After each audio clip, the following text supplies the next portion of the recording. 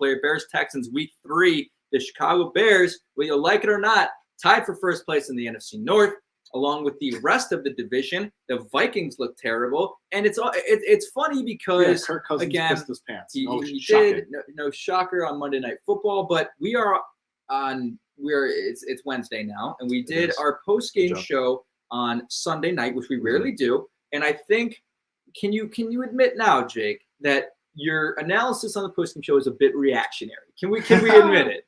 I'm still not entirely sure that Justin Fields is going to be the guy that's here for 20 years. I still have concerns. Okay. I'm not saying that. Okay, that's a more fair point. I still disagree with it, but it's a more fair point. My point on Sunday was I'm out on Justin Fields. Guy stinks. Get him out of here. That may have been a little reactionary. However, the fact that he's thrown the ball so little through 2 weeks, despite having offensive linemen that are grading out in the top 10, top 5 of pro football, these throws, and making some of these dumb decisions, like throwing past line of concerns. I have concerns that the coaching staff doesn't trust him enough to let it rip. 20 They said that's not true this week, though. Of course, they're going to say that, though. Wow. So I'll believe it because these were our concerns last season too. That they weren't just letting him let it rip and let him throw it 30 times, 25 times. Like, we were screaming for it, and we never got it. And now this new offense, we're still not getting it. And I just have concerns about that. I have concerns about some of the decision making he's made.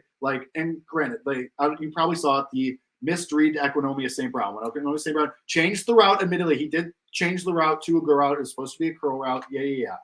But I have concerns about missing things like that. And sure, everybody on the offense is saying, well, that comes with time. That comes with chemistry. Sure, I believe that. And yeah, you're right. He's 5 games away from even playing a full season of NFL games. And you're not watching it at air quotes, full season, quote unquote. I know some of these things will be ironed out. Some of these things, admittedly, though, were supposed to get ironed out over the offseason and throughout last season. And yes, his time breaking up was broken up by injuries, by Andy Dalton, and so on and so forth. I get that. I get all of it. But I need to start seeing some of the progress. And yes, it's only 2 games. I get that. But I have concerns, and until those concerns are put to rest by the play on the field, not by getting up an hour earlier, not by the coaches saying they trust them, not by Lucas Patrick coming back to center and snapping balls in practice again. Until I see it on the field, though, until I see him start to take advantage of those, Equinomia St. Brown beating a guy straight up and hitting that guy for a 70-yard touchdown on 3rd down, until I see him not throwing the ball up after he's past the line of scrimmage, until I see some of these things start to get ironed out on a week-to-week basis, because obviously he's going to have some of those Pittsburgh games, some of those Baltimore games, until I see it strung together over an extended period of time. And granted, last year wasn't his fault. He got injured. Okay, it happens. But I need to start to see the progress for those concerns to get put to rest. Until then, I mean, if this is what we're going to get all season, 11 times, or making some of these head plays, or not seeing some of these busted plays where there's an opportunity for a long touchdown that could turn the game and flip the game, I'm going to have these concerns, and I'm going to be looking at those quarterbacks in the next class. The problem is, some of these issues that we were talking about. And I maintain the right to change my mind by Sunday night, Monday morning. I maintain that right, because if he goes out there and balls, okay, those concerns are going to be mitigated a little bit. But as of right now, as of September 21st, on the 21st night of September, I have these concerns still. The bottom line is this. A lot of those concerns that you're talking about have never been concerns for him before. It was never a concern in college. It was never really a concern. They were concerns last season. Since the start of his pro career, they've been concerned. Missing reads hasn't really been a huge concern, right? There was questions about, times to throw. He's always been good at going through his reads. He's always been good at finding second reads. I mean, going to I think it was the Equinomia St. Brown against the Niners. That was a read progression. That was like a second or third read, right? That's never really been an issue for him. So that's why I'm also a little bit cautious to with Mitch. We always knew that those problems were kind of there, and we thought that just his arm talent and his playmaking ability would and over 4 years those never were. Right. But because these are kind of just there's explanations for some of them. There was an explanation. There was a guy who I forget his name. What was his name? Quarterback guy came on the score and he was talking about how on that play it's almost impossible for him to even see Equinomia St. Brown. Sure. Go watch the interview if you want to see that. But look, when you talk about we don't want to make excuses here, right? the bottom line is some of us things are going to change once you see the product of the field. Like that's some of us don't want excuses. Okay, so I'm not making excuses. I mean, what I'm saying here are real things. But again, like you're right when it's like, all right, I've had enough of trying to dissect practice things. I've had enough of trying to dissect quotes. Like, I just want to see it on the field. Like, you're right about that. But you have to take these things into consideration, okay? I did some stat digging because I'm trying to really figure out what was going on. Justin Fields has been pressured on 39.8% of his dropbacks. Guess where that ranks in the NFL? It's got to be first. It's first in the NFL. Most pressure quarterback on his dropbacks in the NFL. All right. For perspective, so I said 39.8% for Justin Fields. For perspective, Josh Allen, 9% of his dropbacks. All right. Granted, they've made sure to give Josh Allen a really good offensive line. Right. That's been a priority.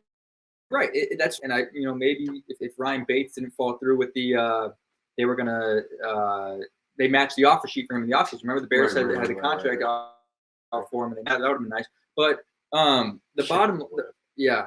But the when I say Josh Allen, I say that for two reasons. Yeah, their offensive line's a little bit better. He's not getting pressure. He has more time to throw, but he also not really getting time to get pressure because they get the ball out so quickly, right? Like his time to throw is first in the NFL as well. And that guy loves to run. Who? Josh Allen. Yeah, he loves to run, but he's very quick with his decision making. But I also think that's the way their offense is designed. Like their offense is designed for him to just, one read Stephon Diggs, slant route, boom, first down, right? And we've been talking about it so much, but you're not going to see, and this goes to the rapport and the connection with Darnell Mooney and Byron Pringle and Cole Kmet, right? And here's what I have to say about that. I think the misconception with those guys right now at this point, and really in the first couple of games, is like, we need that deep connection. We need that 50-yard bomb between those guys, right? And then they're back, right? The moment they get that 50-yard bomb, like they're back, they're connected. No, like they're not going to connect until they get the freebies, until they get the easy ones, right? If you're in a slump in baseball, if you keep trying to hit home runs, you're going to strike out. It's a perfect analogy. But if you just Joey Gallo, if you just take it back a step, try to hit the ball to the right side. In football terms, that means just connect on a slant route and a curve. Just get him the ball in his hand. So this was going to be my thing. If you had made the argument that Justin Fields is destined to turn into Josh Allen. I don't think you can't say that. How that offense has been tailored and has transformed over Josh Allen's 4 years. Yeah, this is fourth year, right? Yeah. Whatever. Over the last 4 or 5 years since Josh Allen's been in Buffalo, Josh Allen has had the same head coach and has had the same offensive coordinator up until this year when they changed offensive coordinators because Brian Daboll went to New York, obviously. This is Josh Allen's first year with a new offensive coordinator. The 4 years prior to that was the same, was consistency. Now, Justin Fields is now on his second head coach and his second offensive coordinator and really like his fourth offensive scheme because of all the shenanigans that happened with last year's Bears offense. So maybe, and maybe some of those concerns start to get ironed out that I was talking about, get ironed out over the course of the season. And then next year they get ironed out even more. And the year after that, maybe there's that leap. Obviously, ideally, it does not take that long because that's a really long time to wait. But we've been talking about until we've been blue in the face that next year is probably going to be your year because off season, you have a ton of money, almost most in the NFL, to play with on free agents and trying to get, talent here. And, obviously Josh Allen's leap coincided with the Bills trading for Stephon Diggs and getting him a top tier wide receiver, a guy who can stand on the sidelines and say, I'm him, which the Bears obviously do not have anyone at any position group that can say that. Well, maybe Roquan, but that's about He's not hit. And he's good. I don't think he's so hit. That's the only guy that can maybe even have kind of a claim at even thinking of doing that. We hope Jaquan Brisker can do that eventually. Not the point. The point being that consistency is really key for developing your quarterback. Correct. And that was always the thing with every Bears quarterback for the entirety of its franchise existence. There's never been consistency. If we can get, and obviously this window, people are going to start calling for Justin Fields' head. They're calling for Luke Getsy's head, though, and that's what you're speaking also to. True. Yeah. So there needs to be time. And obviously, I just went through a whole rant about Justin Fields and having concerns with him, but those concerns will also get ironed out with time. There needs to be consistency for Justin Fields to work with one guy and get that familiarity and that comfort level and that consistency. And hopefully it happens over this season so then we can feel good about it going into next season. But that's part of the process too. That's part of the Josh Allen thing. That's part of, Jalen Hurts even to an extent has had consistency, sort of. At least he's in year 2 of the same head coach, same offensive system. But mostly like Josh Allen's the prime example of that. They gave him 4 years, and now you're starting to see the results, and you started to see it last year. So yeah. Well, so what you're saying basically is there are people who are already, posing the idea that either 2 weeks ago it was Luke Getsy's going to be gone after this year because he's going to be a head coach, and now they're just posing the thought that he's going to be gone because he can get fired. No, you have to understand that at this point, through the first 2 weeks, unless something miraculous happens in the next 15 weeks, Luke Getsy ain't getting a head coach job anytime soon. All right, he's going to be the coordinator of the Chicago Bears for at least this year and next year, and hopefully a couple of years after. And you're going to need that consistency. Like, that's what's most important. If he struggles for the next coming weeks, the last thing you should be posing is fire Luke Getsy, because that's exactly what you're talking about. You send yourself into more of a spiral if you just keep turning over coordinators, No, work with them. I have trust in Luke Getsy that he's going to figure this out. He understands the strengths of Justin Fields. I mean, I haven't really shown that yet, but I do believe in what is being built, and I'm not ready to give up, because giving up just sets you back. It just doesn't make any sense. Now, here's another thing that doesn't make sense to me as well. The Bears this year have 6 total passing attempts on play action. Yep. 6. Guess where that ranks in the NFL? Not last. 27. Pretty damn close to last. And the guys who are 1 through 4 in that category, Tua Tagovailoa, Justin Herbert, Josh Allen, Jalen Hurts. Just 4 of the top QBs in the game right now as far as 2022 goes. Tua Tagovailoa leads the league in passing yards. Yep. Josh Allen's the best quarterback in the league right now. Yep. Justin Herbert is top 5 quarterback in the league. Jalen Hurts is Jalen Hurts is playing well, and Jalen Hurts is the guy who, at this point, Bears fans a couple years ago thought, Justin would be much better than Jalen Hurts. Now every Bears fan's like, I'd be very happy if he's playing as well as Jalen Hurts is right now, because that means you're a winning football team. Now the Eagles have a very talented roster around them, but also true. I just want to go back to this, this point that, because this is what's important. I'm in the middle of this debate, right? It's a total polarizing topic that's been polarizing since the middle of July. The personnel is not good enough for Justin Fields, and that's why he's struggling.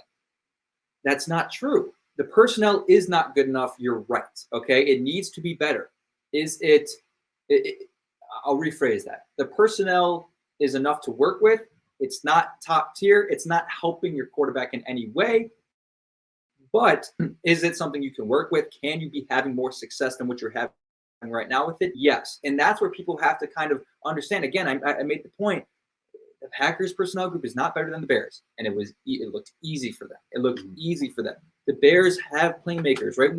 Don't forget, people who are listening to this, how much, you guys all have friends you talk to the Bears about. You all have friends who aren't fans of the team. I know all of you guys who are listening to this went up to your Bears, your friends and said, hey, Byron Pringle's a sleeper. Byron Pringle's a good pickup for great value in the offseason, right? Every single person listening to this podcast convinced themselves that Byron Pringle can be a 600, 700-yard receiver, right? And now it's just like, oh, no, personnel's not good enough. No, granted, Byron Pringle signing wasn't it wasn't a transforming. Right, it wasn't transforming, but you admitted it as well. He's a piece that can be valuable to your team in a way.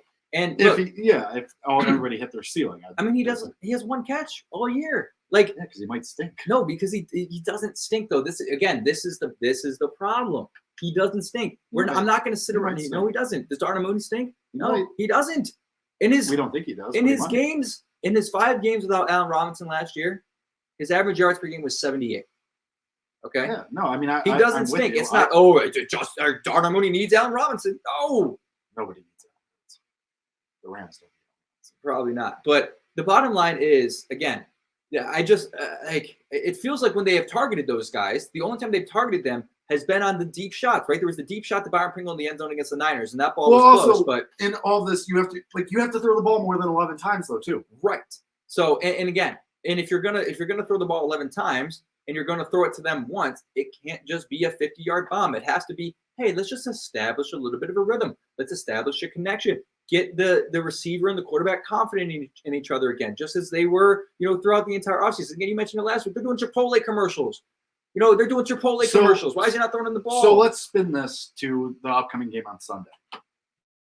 How confident are you that we see Justin Fields throw the ball 20 times? We have Nano CBD in the chat. Is that Chris Nano's burner? No way. Nano CBD. I don't think it's his burner, but that'd be hilarious if it was. What's the comment? EQ #1 receiver and Mooney #2. Let's go. That would be a Chris Nano take, though. He's currently leading the. That would be a Chris Nano take. I wonder if it's him. That might be him. Equanimeous St. Brown. Equanimeous St. Brown is such a Chris Bears. Nano guy. Yeah. Like, I can't explain it, but Equanimeous St. Brown would have been such a Chris Nano guy. I'm choosing to believe that's him. That's such a Chris Nano take. We'll run with it. I'm choosing to believe it's him. What were you gonna say? That's so yeah. So let's spin it to this game because we've talked about this upcoming game for about 3 seconds. How confident are you that the Bears are going to throw the ball at least 20 times? I'm very confident. I think he's going to throw the ball 30 times. I think he's going to throw 30? I think he's going to throw the ball 35 times. I think he's going to throw the ball 35 times. Yes. 35? I think he's about. You're out of your mind. You're out of your mind. Not on my mind. So why would they do that against the Texans? Because why wouldn't they do that? Because you don't have to win the game. You don't have to throw the ball 35 times to beat the Texans. Yeah, but I think the way Matt Eberflus is not signing off on throwing the ball 35 times just to prove a point. It's not just to prove a point. I think they're gonna. So here's why I say that. So you're saying the Bears need to throw the ball 35 times to beat the Houston Texans? That's not what I'm saying. What I'm saying is you gotta pick one. This is what. No. You have to understand what I'm saying here. They're gonna throw the ball 10 times in the first quarter or something. It's going to work, and then they're gonna be like, wait. This works. Let's throw the ball more. That's what's going to happen. It's not a blue. I don't think they're going to head into the game with the idea that they're going to throw the ball 35 times. I think they're going to experiment with throwing the ball more and doing more of the things that we talked about. And when they have success doing that against the Texans defense, that's allowing, the fourth, they're allowing the 4th most receiving yards by wide receivers in the league. When they find success against this Texans defense, then it's a revelation. And then they're throwing the ball 35 times a game at that point. So that's again, it's not a blueprint, but I think they're going to have success, and that's going to lead to it. But if that were to happen, so let's say that happens, the Bears come out, they throw 10 times in the first quarter, which is 1 less than you threw for all of the game in Green Bay. If you assume that they're going to have success throwing the ball, and that leads to success, then let's say they throw 10 more times in the second quarter, and then you go into halftime and you've thrown the ball 20 times, and you have success, which obviously then implies points, which implies a lead if it's working, to your point. So then why would you have to throw 20 more times in the second half if you have a lead and you're just trying to you don't need to do that to win. You know what? If theory of game flow, you wouldn't have to do that then. Sure, but I look. Throwing 35 times implies a close game, and I know for a fact your game prediction is not going to be a close game. But here's what I say: if they are in a position, say they're at 14 at the half, right? Okay. You have to win that game by 30 points. That should be. But you can still do that running the ball. Yeah, I mean, you probably could, but I do when you get to a point where you're up maybe more than 14, maybe you're in the third quarter and you're up 17, and your defense is playing well enough, you're probably going to steal. You're probably good, right? Yeah. Then you can start talking about doing things for confidence. That's when you can have the conversation of, let's start throwing to guys who haven't gotten the ball a lot. That's dangerous. It's a little bit dangerous, but if it's working, what if it doesn't? I would say, what if it doesn't go your way? Try it for a drive. Try it for a drive. If you're up 17, you get the ball back, you have a drive, then you can say, hey, you know what? Let's have some fun, but let's have this connection with Darnell Mooney and Cole Kmet. It hasn't been there. Let's target them. And if it goes through and out, let's go back to our original game plan after that. I don't think this is going to be a close game. We'll get to it at the end, but this is you've got a couple other the Giants aren't a winnable game. It's a winnable game, but they're not the. It's going to be tougher than you thought. Probably. You don't have a lot of games. The Lions are tougher than you thought. You don't have a lot of games on the schedule anymore where you're going to win, and not every week is not. It's every game is Sunday, right? You can never walk into a game expecting to win, but. We all know what This is probably your easiest game of the next 4. It's the easiest game of the rest of the season. Aside from, even the Jets. I don't or the Falcons maybe, but they're regardless. It's up there. Falcons almost came back and beat the Rams. They might be scrappy. I think they might be scrappy. Everyone's scrappy at this point. Houston's very scrappy. I'm gonna throw this mic at you. Houston Texans. They have also the reason. So I said 35 completions. Or attempts, and I almost wanted to roll that back because the Texans have allowed the most rushing yards of all defense. Thank you. So, but again, he's not. What is your number? Because he's not throwing the ball 11 times. He's throwing the ball at least 20 times. At least. So I said a couple minutes ago that Matt Eberflus is not the type of guy to throw the ball 35 times just to prove a point. However, that being said, Extreme Stephen A. Smith voice. However, I do think they're going to make a point to throw it more. I think you're going to make a point to, 12. okay, this is a Texans defense that you can throw on.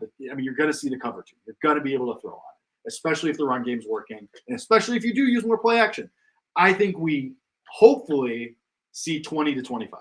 Because also I think game flow, and if you're winning, you're going to be able to just run the game away. Yeah, you're right. You're right. And I think if we see 35, something disastrous has happened. Because you think they're losing and they're trying to and they're playing catch up and he's cooking. It's a shootout. Or Davis Mills, you're in a shootout with Davis Mills. Davis I Mills. mean, something disastrous has happened. Speaking of shootouts with Davis Mills, here comes the Joe Ostrowski shout out. Here he tweeted today. Davis Mills' career splits at home, 8 games, 14 touchdowns, 1 interception, a rating of 108 and 7.7 yards per attempt. Those numbers comparable to Joe Burrow and Aaron Rodgers in 2021. Now, Davis Mills on the road, which he will be this weekend in Chicago. Hopefully no rain. I don't believe it's on the forecast. Is it really? Yep. I can't do this anymore. Weather team! It is literally Wednesday, though. Things will change. Davis Mills on the road, 7 games, 4 touchdowns, 9 interceptions, a rating of 63 and 5.2 yards attempt. That rating of 63 comparable to Tim Boyle in 2021, and that yards per attempt comparable to Cam Newton in 2021. Cam Newton. So clearly, whatever it is, Davis Mills not as good on the road. I guess that Texans home field advantage is meaningful, but those stats are significant. Like typically, home road stats to me are kind of wishy-washy. But if it's that stark and like again, any given day he could have a game, right? That could happen, but those numbers are really, really different home and away, and there's no explanation for those types of things. But I mean, unless he's just a guy that gets a little bit rattled. If there's one thing we know, Jake, Bears fans were upset. That stadium's going to be standing capacity only, standing room only. That stadium's going to be 100% filled. It's going to be 100% sold out. People are going to come out for Lovey. It's going to, yeah. I mean, people still like him in this town. I like him, but it's not really a storyline for me anymore. No, I mean he's already been back twice. Yeah, so, it's just I don't know. I agree with that. I'm over it. Yeah, to the Davis Mills point, I don't know if you saw. You probably didn't watch the end of the Texans Broncos game. I don't know why you expect me to watch that. Was ugly. Some of the throws Davis Mills made on their final drive were so disgusting. It was pretty gross. And we know that this Bears defense can be good enough to win you games. That Bears defense kept you in the game, at least in striking distance, shouting distance of the Packers most of the night on Sunday night. So you should theoretically be able to rattle Davis Mills, get after the quarterback, make life uncomfortable for the Houston offense, and then let your offense do their work and get into positions to score you points and make this a runaway game. Should, theoretically, had some tackling issues on Sunday night against the Packers. Matt Eberflus said he talked to the defense. They're working on it. We know the whole Lopes thing. We'll see if it translates. Obviously, you're going to play better because it's against a crappier team than you face on Sunday night. But I'm trying to look here at what was 2021. Justin Fields. Good job, buddy. Who has he played from his draft? He's played Trey Lance. He's beaten Trey Lance from his draft class. Yeah. I don't think he's played anyone else from his draft class. Hasn't played Zach Wilson. He hasn't played Mac Jones. He hasn't played Trevor Lawrence. Right? Yeah. So he gets it first and he plays Mac Jones and Zach Wilson. Theoretically, we don't know about Zach Wilson. And Davis Mills. Yep. So he has a chance to go into the game. Really did Trey Lance start that game? Was Jimmy G hurt? No. Jimmy played that game. Okay. Yeah. So he's 1-0 against quarterbacks. And I don't know, maybe it's a little something. Like Justin Fields is 100% the type of guy to prove. Like, hey, like I'm going to prove something. Now he has nothing to prove to the Houston Texans because they drafted Davis. It's not like they drafted. I would like Justin Fields to prove something to the league by playing well.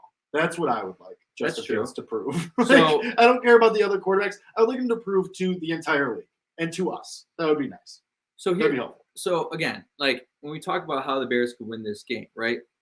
Houston has the 29th ranked third down conversion percentage in the league offensively, right? And this is what killed you against Green Bay. I mean, that you could not stop. Second and 28, you couldn't stop because you couldn't tackle. So those things need to be improved. But like I think this is a game where they're going to get a couple takeaways, but like Houston's just not going to be able to move the ball. And the Bears, like Houston's got 3 takeaways on the year, 1.5 per game. So they gotta play clean, right? I mean, granted, they did play Denver, and Denver looks pretty stinky. Right, but it's still Russell Wilson, and it's still Cortland Sutton, and it's still Javonte Williams. There's guys on that team. But I want to hear just your sort of what are your let's put it this way, right? Because I'm at a point where I know where to set my expectations for the offense. Do I go off of my expectations that I had early in the year, which is a competent offense that should be scoring around 24 points per game, putting up, Justin Fields averaging about 240, 250 yards per game, a couple of touchdowns. What are your expectations for the offense as I type my password in here for the 4th million time? Expectations. It's just so what I'm expecting versus what I would like to see are 2 very different things. What I'm expecting is you probably throw the ball. See that's where it gets intertwined. All right, I expect the Bears to still put an emphasis on the run because Dave Montgomery had a great game against Green Bay. I mean, he really Khalil did. Herbert had a good game too. Oh. So, and this offensive line is playing better than you expected. And that was a good Packers front that you faced and a great 49ers front despite the weather that you faced. So I expect them to still emphasize the run because that's clearly the best part of your offense. It's clearly the part of your offense that is working the best. I do expect them to let Justin Fields throw the ball a little bit more because you can throw on this Houston defense a little bit. I mean, there's opportunity there for you to make some plays happen. So expectations, I mean, how many points? Ooh, 24-28. I think that's fair. I mean, that's an improvement, right? And I would love to be in the 30s, but that's an improvement. And here's the thing, too. It's so funny. We've been talking we've almost forgot the fact, and I kind of realized this, and I was like, okay, maybe we take a step back as well because no one has even really mentioned the fact that the 2 defenses you played the first 2 weeks are 2 very good defenses. Yep. That's the 49ers arguably have the best front in football, aside from probably the Chargers with Mack and Bosa and the dogs that they got up front. But the Packers, Tampa as well. Tampa, yep. Akeem Hicks now, was out for a month. How is he? Yeah, that's not a surprise. But the Packers, their defensive front isn't as daunting, but they sure do have a damn good secondary, right? Those things still good. Again, those things do have to be taken into consideration. I'm not trying to make excuses here. It's just those types of things would be said for other quarterbacks and other offenses. And now it was to the point where it was that bad where something was clear. It wasn't just the fact that the defense was playing well. Obviously things were wrong offensively. You weren't just absolutely blown away by what the defense presented you. No, there were issues on the offense that need to be talked about, but it still is worth mentioning the fact that your first 2 games of the year you didn't get lucky with the schedule. You played 2 of the best defenses in the league, and then you split those 2 games. You want to talk about a positive outlook. 94%. That's the second time using that random percentage. 94% of the people thought you'd be 0-2 at this point. You are 1-1. Sure. You're not 0-2. Jake, things would be so much worse if you were 0-2 because 7 teams were 0-2 last year, didn't make the playoffs. I think it was 9 teams the year before that, or maybe even more than that, were 0-2. None of them made the playoffs.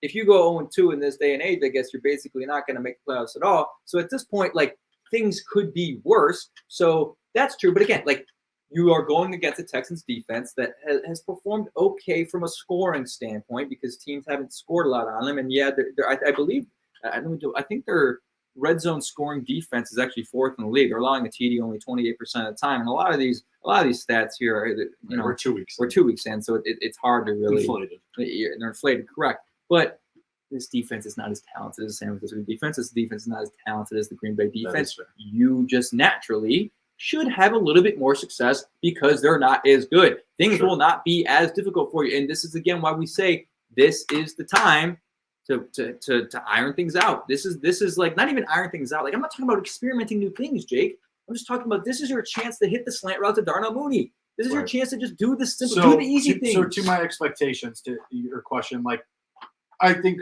I expect 20 times that you throw the ball at least. I expect that a lot of that's going to go to Darnell Mooney and Cole Kmet. Cole Kmet dropped his only target last week.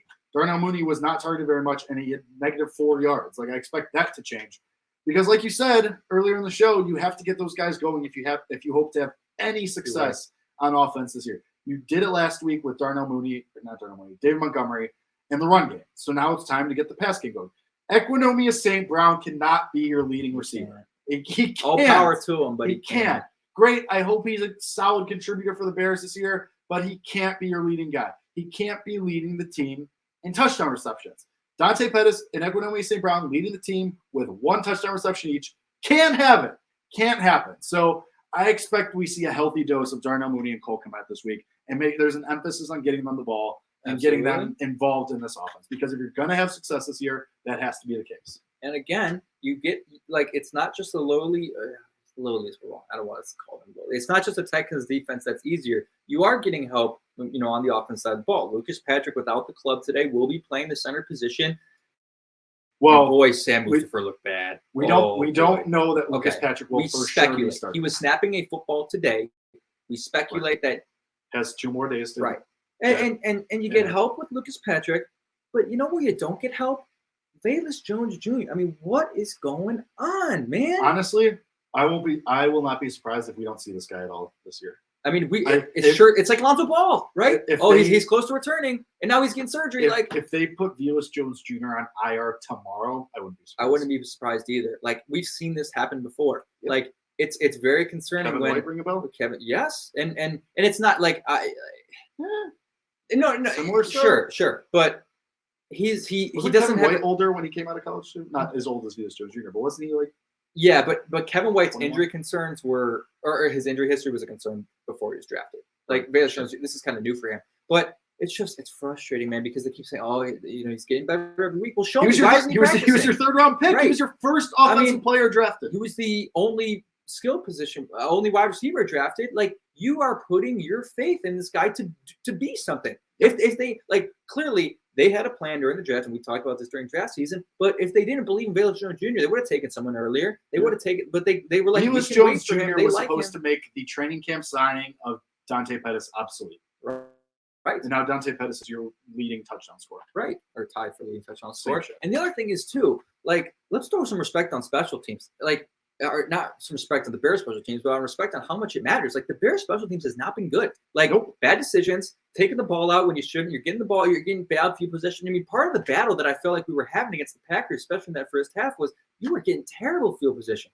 Yep. Terrible. Guys taking it out of the end zone. Guys taking it out of the end zone, and then bad decisions on returns, and then you're getting blown up, and then so you start with bad field position, and then guess what? Your drive stalls out on 3 and out. So now you got a rookie punter who's kicking it to Green Bay, and then they're starting the ball at the 40, and they only got to get 20 yards to get in the field goal range. Like we know as Bears fans how important special teams is. We've had 2 of the best returners of all time, and Devin Hester and Cordell Patterson, on our teams in the past 10 years. We understand I would almost argue that him returning is more important for that aspect than it is for the team. I mean, how important was Tariq Cohen? I mean, in the playoff game against the Eagles, he took that kick 40 yards, get you in a position to at least get into field goal range for Parkey to miss it, right? Those things are so important, and it's frustrating because, again, he's not the key to the offense, but I do think that they've had this idea all offseason that they're going to use him in a way that's going to be important, and not having him there. There's a reason he was your first offensive player drafted. Sucks. I mean, again, this is just have a bad feeling about it. Would not be surprised if he ends up on IR and done for the season because this is just weird. We get seemingly no updates, no specifics on him whatsoever. So that's really cool and good and typical of the Bears. Bold predictions. All right, let's get into our bold predictions for this game against the Texans. Kevin, I know you're just full of them, so you start. No, I'm not full of them. I only got one because my bold predictions have been absolutely garbage recently. Sure.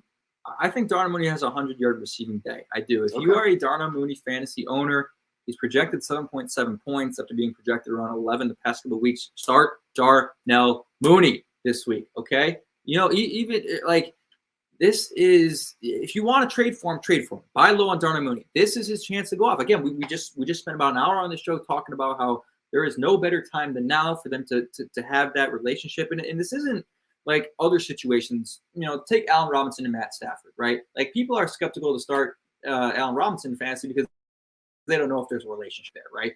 Matthew Stafford only throwing to Cooper Kupp and other people like that. But with Darnell Mooney and Justin Fields, we know the connection's there. We saw it last year. He prioritized Darnell Mooney over Allen Robinson last year. They were on the same page. They're doing Chipotle commercials, right? These things, the connection there is real. It exists. We know it exists, and they're playing a Texans defense that's allowing the fourth most yards to wide receivers. Again, it's only 2 weeks. Those numbers are inflated, but they're true so far. This is the chance. Courtland Sutton went off last week with the Broncos, and then the week before that, Pittman had a great game. Darnell Mooney is going to have a game. This is also a guy like Justin Fields who's not. He's not content with the performance he's been putting up. No shot, right? Like this guy wants the ball, and he's going to ball for a specific stat line. I'm actually going to go 112 yards and a touchdown for Darnell Mooney. One of those being, I think, like a 30, 40-yarder, nice little go route or something, something nice. So I think Darnell Mooney has a big day, and we got the stats to back it up. This isn't just my Darnell Mooney optimism. And do I want to be right about all the freaking videos I made in the offseason about how good he's going to be and all the times we said he's going to be a 1,200-yard receiver? Or we're kind of in trouble with that stat line, but yeah, that's part of it. So what do you got for me? Let's get something spicy. All right. My bold prediction for this game, David Montgomery has a 3-touchdown day. Whether it's receiving, whether it's rushing, I think we're going to see a healthy dose of David Montgomery in this game. After the Justin Fields phantom stuff at the goal line, they're just going to feed David Montgomery. They are going with Lucas Patrick being back at center. This offensive line has been playing pretty well. Kevin already mentioned earlier how this Houston Texans defense is not as good as the defense that you've seen, and David Montgomery ran all over the Packers last week. Right. So I think we see a lot of David Montgomery. I think one of them might be on a slip screen or a throw in the flat from Justin Fields. Might not be all rushing. One or two might be receiving, but I think once you're in the red zone, you're going to see a lot of David Montgomery. David Montgomery 3 touchdowns. I almost don't want it just because, like, I want Justin Fields to have such a good game, right? Like, but that doesn't mean he doesn't have a good game, right? That's true. He can throw one to David Montgomery and he gets 2 on the ground. That's true. Yeah, you're right. Okay, I'm down for it. And look, again, I mentioned it earlier. Like, if you go back and watch the tape again, like, holy crap, he was running so well everywhere against Green Bay. I mean, some of those cuts, like, you haven't seen that from David Montgomery. Like, I've seen the broken tackles, but some of the cuts he was making, like his agility, like he's always had that, the that whole lateral. Thing of this regime was agility and being lighter, explosive. So, yeah.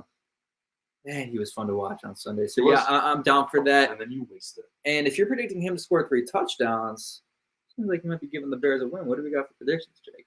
All right, game predictions. I do think the Bears are going to win this game. I just think, despite the personnel on your team not being great, I still think it's better than what the Texans have. You have the better coach. You have the better quarterback. That typically in the NFL leads you to wins. So I will go that the Bears win this game. I will say that they win 24-17. Okay. So they cover the spread. That's currently at 2.5. Joe, where are you at? It is not. There's no way. Is that -2.5? It is not that little. There's no way. It's at -2.5 today, according to BetMGM. Unless something has changed, the Bears are only favored by 2.5 points. Jake's going to fact check for our bettors on the show. Tease the Texans up. Of which there are many. Tease the Texans up. Why? You can tease the Texans up to 10? You have to do that. You mean Bears? Like to get the Bears at like minus? No. Tease the Texans up. Why? Because they're gonna cut like this. The Bears are not winning this game by double digits. If you could tease, it's at 2. If you could tease the Texans up to 10, and like if you do a multi-team teasing, like 3-4 teams. If you tease the Texans up to 10, I see what you mean. Okay. I would say take the Bears at -10. I'm gonna take the Bears. I'm gonna take the Bears by double digits in this game. Look, not very often do you see a game on the schedule that is labeled a statement game in week 3. Like this is. Like, is it a statement game if you're expected to win? Unless that's fair. Unless you're predicting like a 20-point blowout. To me it feels like a litmus test almost. Like it just does. And this is because we're dumb, stupid, impatient. Well, Bears fans. We did say this on Sunday night. This is going to say a lot about this regime and how far the hits principle goes. Is how you bounce back from this demoralized after that.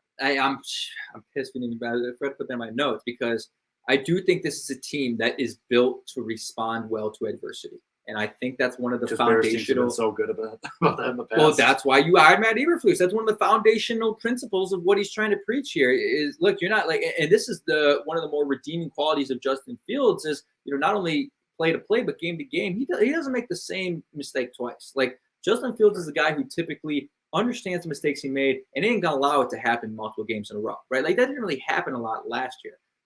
Like he would always bounce back, and I think he's going to bounce back this week. I think the whole team bounces back again. You get lucky that you're at home. You got a couple times this year. I think 3 times this year. You go back-to-back road games. So this is the one, or maybe twice or 3 times. It happens at least 2 times this year.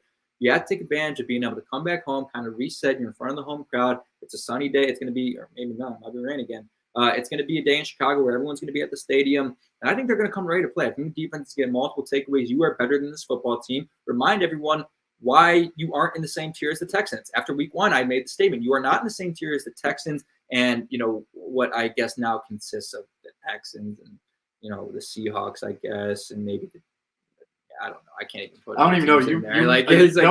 It's weird because every team that I previously would have put in that tier is like getting reduced, except for the Falcons. Falcons are in there. But like Jags, big win. The Falcons almost came back against the Rams. Yeah, they might be better than we thought. They almost came back. They might be better than we thought. I'm not. You might be on the same level. They're 0-2. Fair, but nonetheless, you might be on the same level. The Bears are a better football team than the Texans, and I think they're going to show it. And I think Justin Fields is going to have a bounce back game. And again, I'm so sick of the internet. I'm so sick of Twitter and Instagram and all these questions and all the conversations. And I turn on First Take, and it's Justin Fields. I don't actually turn on First Take. It was just sort of like. I only turn on First Take on Mad Dog Wednesdays. I never turn on First Take. I prefer Mad Dog Wednesdays are lit, dude. I bet they are. But I hope on Mad Dog Wednesday next week they're talking about Justin Fields' 300 yards, 4 touchdown performance, and I think that's what's going to happen. These That'd be relevant. The Chicago Bears are winning this game 31-10. It ain't going to be close. This is a good football team. That would be a statement game. That would be a statement. That's what I mean. It'd be a statement win. Everyone was all reactionary after Sunday, and sure, people are going to say, and you know what's going to happen is if we win 31-10, Jason come on this podcast, it's just the Texans. No, it's true. I will do that. No, I want to hear it. If you win 31-10, it means you're a good football team. No, it doesn't. It does. Bears are a good football team. They're not a good football team. They're on their way to being a good football team. Let's put it that way. And they are going to win this game in front of their home crowd. It's going to be electric, and I'm hyped. And our guy, Deion Brooks, he's going to ignite the fans. He might be a decoy on the field according to what he said. So there you have it. Do you think they play the video before the game? No. They can't play it, right? They can't play it. Yeah. No. It's sort of a negative. I agree. Yeah. Which is why I was like, it's funny that they reached out. I mean, it's not funny. I mean, no, it's kind of funny. Because it shows his loyalty as a fan. Like that's really what it's all about.